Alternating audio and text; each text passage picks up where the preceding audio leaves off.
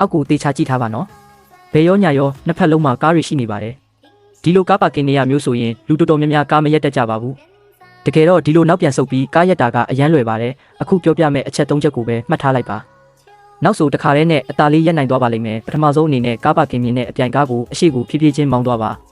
ကိုကားရဲ့နောက်ကြည့်မှန်ကကိုရက်မဲ့နေရာရဲ့မြင်းနဲ့တန်းနဲ့ဖြစ်သွားပြီဆိုရင်ကားကိုခဏရက်လိုက်ပါ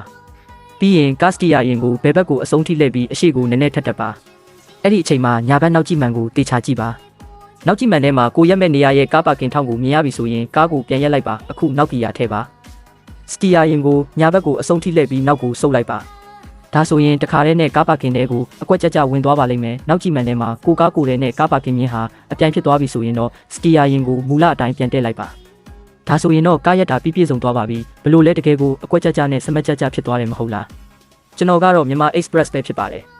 နောက်ထပ်ဗဟုသုတတွေအများကြီးသိချင်ရင်တော့ကျွန်တော်ကို follow လုပ်ထားပါဦးနော်